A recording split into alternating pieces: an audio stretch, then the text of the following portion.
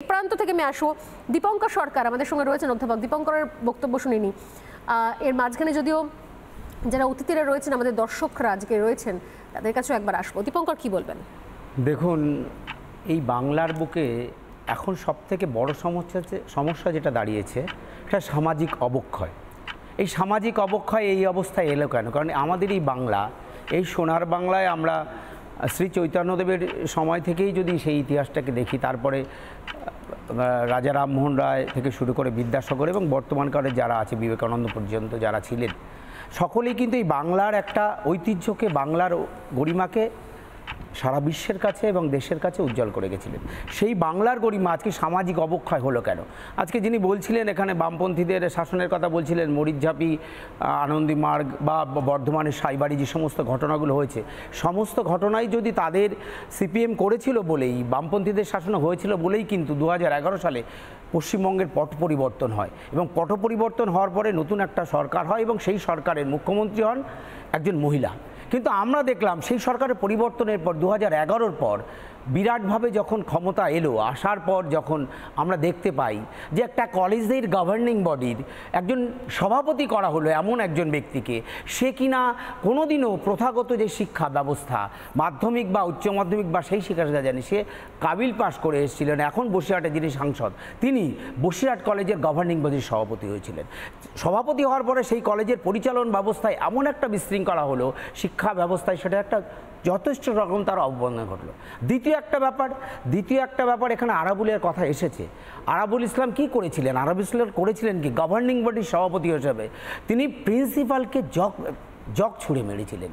তাহলে বাংলার বুকে যখন সেই ঘটনাটা ঘটলো, সেই দিন যদি বাংলার মাননীয় মুখ্যমন্ত্রী আরাবুলকে দৃষ্টান্তমূলক শাস্তি দিতেন এবং আরাবুলের এই কাণ্ড কারখানার জন্য যদি বাংলার বুকে একটা নিদর্শন করতেন যে একজন শিক্ষাবিদকে এভাবে তুমি গভর্নিং বডির একটা মিটিংয়ের মধ্যে দাঁড়িয়ে অপমান করেছো, তোমার একটা সাজা হওয়া উচিত। তাহলে বাংলার যারা আজকে এই আমরা জয়ন্ত সিংকে দেখছি, আজকে শাহজাহানকে আমরা দেখছি, আমরা জেসিবিকে দেখছি, সেগুলো তৈরি হতে পারতো না। সরকার কি পারতেন না যে এই সমস্ত জয়ন্ত সিংকে জায়েন্ট সিং বানিয়ে দিল কারা?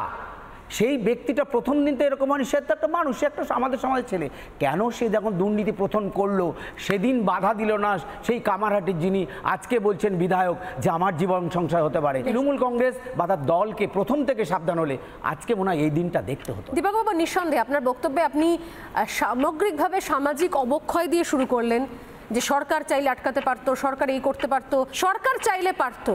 আমি তো দেখলাম না বিরোধীদের এই নিয়ে কোনো প্রতিবাদ জানাতে, বিরোধীদের রাস্তায় নামতে কই দেখতে পাওয়া গেল না। তো শুধু সরকারের উপর দোষ দিচ্ছেন কেন? বিরোধীরাও তো একই দোষে দুষ্ট, তারাও এগুলো হতে দিয়েছে দীর্ঘদিন ধরে। তৃণমূল কংগ্রেসের নেতারাই কিন্তু সব ক্ষেত্রে জড়িত। আমি এই বিষয়টাই তুলতে এনেছি যে রাজনৈতিক নিয়ন্ত্রণ যদি সরকারের দলের মাধ্যমে, সরকারি দল পরিচালিত, তারা যদি নিয়ন্ত্রণ করতে পারতো তাহলে আজকে মনে হয় এই অবস্থা সৃষ্টি হতো না। আমি শুরুতেই ডক্টর মুজিব মোহিতের কাছে আসবো। কি বলবেন, কি প্রশ্ন রাখতে চাইবেন আজ আমাদের অতিথিদের কাছে? আমি দুপক্ষের কাছেই দুটি প্রশ্ন রাখব। এক হলো, মূল বিষয়টা হচ্ছে মব লিঞ্চিং চলছে। তো মব লিঞ্চিং যদি চলে থাকে, একটা রাজ্য যখন চলে তখন সেখানে মব লিঞ্চিং হতে পারে, কিন্তু তার জন্য প্রশাসন আছে, তার জন্য আইন কানুন আছে। কিন্তু সেই আইন কানুনগুলো কি সঠিক অর্থে ব্যবহার করা হচ্ছে? প্রথমত যে সমস্ত আইন আছে তার মধ্যে আমি কতগুলো জিনিসের কথা উল্লেখ করতে চাইছি। নতুন যে ন্যায়পালিকা বিলটি আসছে বা ভারতীয় ন্যায় সংহতি বিল, তাতে বলা হয়েছে এই মব লিঞ্চিং সম্পর্কে এবং তার সঙ্গে বলা হয়েছে আপনার হেড স্পিচ সম্পর্কে। প্রচুর কথা সেখানে লেখা হয়েছে, কিন্তু আলটিমেটলি দেখা গেল যে হোয়াট ইজ হেড স্পিচ সেটাকে কিন্তু ডিফাইন করা হলো না। এটা কি এক ধরনের বুদ্ধিজীবী সাম্প্রদায়িকতা, না রাজনৈতিক নেতাদেরকে ছেড়ে রাখার জন্যেই এই জায়গাটা এইভাবে ছেড়ে দেওয়া হলো? কার কাছে প্রশ্ন? এটা আমি কৌস্তববাবুর কাছে প্রশ্নটা করছি। উত্তর নিয়ে আমি কৌস্তব। বিএনএসএ এই যে কথাটা যেটা উনি বললেন, সেকশন 153C খুব সম্ভবত বিএনএসএ তার শাস্তির বিধান আছে এবং সমস্তটাই সেখানে তো স্পষ্টত স্ট্যাটুটরি ইন্টারপ্রিটেশনটা পড়লেই সমস্ত কিছু বলা আছে যেখানে whosoever hatred by words either spoken or written signs visible representation that causes incitement to violence shall be punishable. যে জায়গাগুলো আপনারা দেখানোর চেষ্টা করছেন সেইগুলো যদি মনে হয় যে এই জায়গাগুলো খামতি আছে, জুডিশিয়াল ইন্টারপ্রিটেশন আছে তার জন্য, এটা সম্পূর্ণভাবে বলে দেওয়া যে হেড স্পিচের মতন একটা প্রভিশন সরকার এনেছে এবং সেটা that is not well defined, আমার মনে হয় না সেটা বিষয়টা একদম ঠিক। আমাদের সঙ্গে সত্যজিৎবাবু রয়েছেন, তার কাছে চলে আসি, কারণ যেহেতু আইনের মধ্যে ঢুকে গেলাম, আদৌ এই ধরনের কিছু জায়গা সত্যি সত্যি যদি প্রশাসন না চায়, আইন যতই থাকুক সত্যজিৎবাবু, আদৌ কি নিয়ন্ত্রণ করা সম্ভব হয়? একটা মধ্যযুগীয় বর্বরতা আমরা দেখতে পাচ্ছি, এটা তালিবানি কায়দায় সালিশি সভা বসানো, একজন মহিলাকে নিয়ে এসে হাত পা ধরে চ্যাংদোলা করে তাকে বেধড়ক বাঁশপেটা করা, একজন নাবালক ছেলে সে চুরি করেছে না করেনি তার জন্য পুলিশ আছে দেখার জন্য, পুলিশের কাছে তাকে আমি হ্যান্ড ওভার করলাম না, আমি নিচে ক্লাব ঘরে ডেকে নিয়ে এসে তার জামা কাপড় খুলিয়ে তার গোপনাঙ্গ সাঁড়াশি দিয়ে চেপে ধরলাম। এটা কোন ধরনের সমাজ ব্যবস্থা হতে পারে? কোন ধরনের মানে বিচার ব্যবস্থা হতে পারে? এটা তো বিচার কোনো কিছু হতে পারে না। এটা তো মানে একটা মধ্যযুগীয় চূড়ান্ত বর্বরতা, অসভ্যতা, মানে নৃশংস কায়দা একটা। এবং এগুলো, এই ভিডিওগুলো আসার পরে তবে পুলিশ ব্যবস্থা নেবে। কোনো এলাকায় যদি এরকম ঘটনা ঘটছে, আমার এটাও জানতে ইচ্ছে করছে সেই এলাকার মানুষজন স্বতঃপ্রণোদিত হয়ে কেন পুলিশকে জানাচ্ছে না? পুলিশ কেন ব্যবস্থা নিল না এখনো পর্যন্ত? চোপড়ার ঘটনায় যাই মেয়েটাকে মাটিতে ফেলে মারা হলো, সেই মেয়েটি ক্যামেরার সামনে এসে বলছে কি যারা আমার ভিডিও পোস্ট করেছেন তাদের বিরুদ্ধে আমি অভিযোগ জানিয়েছি, এফআইআর করেছে, অথচ যে তাকে মারলো রাস্তায় ফেলে সালিশি নিদান দিয়ে, তার বিরুদ্ধে কোনো অভিযোগ নেই। সত্যজিৎবাবু, প্রথম কথা হচ্ছে, দেখুন আমি প্রশাসনের লোক, পুলিশে আমি দীর্ঘ 40 বছরের বেশি কাজ করেছি। এই যে অকথ্য অত্যাচার যেগুলো আপনাদের মিডিয়ার মাধ্যমে, আপনাদের চ্যানেলের মাধ্যমে লক্ষ লক্ষ দর্শক দেখছে, এটা দেখার পর কিন্তু সাধারণ মানুষ শিউরে উঠছে এই অত্যাচার ব্যাপারটা। ঘটনা হচ্ছে কি, দেখুন একটা জিনিস কোনো মিডিয়াতে এই পর্যন্ত দেখতে পেলাম না যে এই কথাটা আলোচনা হচ্ছে যে তালতলা স্পোর্টিং ক্লাব যেখানে ঘটনাগুলো হচ্ছে, এই তালতলা স্পোর্টিং ক্লাবটা হলো কোত্থেকে? তালতলা, আমি যতটুকু খবর নিয়েছি সেটা হচ্ছে তালতলা স্পোর্টিং ক্লাবটা হচ্ছে ওখানকার পৌরসভার জায়গায় তৈরি করা, এবং পৌরসভায় নিজেই তৈরি করে দিয়েছিল 2011 সালের আগে। এবং সেখানে এখন পর্যন্ত, অর্থাৎ এখন একটা নতুন স্ট্রেন হচ্ছে যে পৌরসভা থেকে ক্লাব তৈরি করে দেওয়া হচ্ছে, সেই তৈরিতে সেখানে ক্লাবের ভিতরে অসামাজিক কাজ হচ্ছে এবং প্রচণ্ড পরিমাণে অত্যাচার হচ্ছে, সাধারণের তোলাবাজির ঠেক হয়েছে। এইটা কেন কামারহাটি পৌরসভা তালতলা স্পোর্টিং ক্লাবটাকে রাখতে পারলো? নাম্বার 1। নাম্বার 2 হচ্ছে এখন পর্যন্ত একজন লোক হাইকোর্ট কিংবা কোনো কোর্টে কিংবা কোনো মিডিয়াতে এই প্রশ্নটা আসলো না যে তালতলা স্পোর্টিং ক্লাবের এগেনস্টে ক্লাবগতভাবে এর অ্যাকশন নেওয়া দরকার আছে। ঠিক।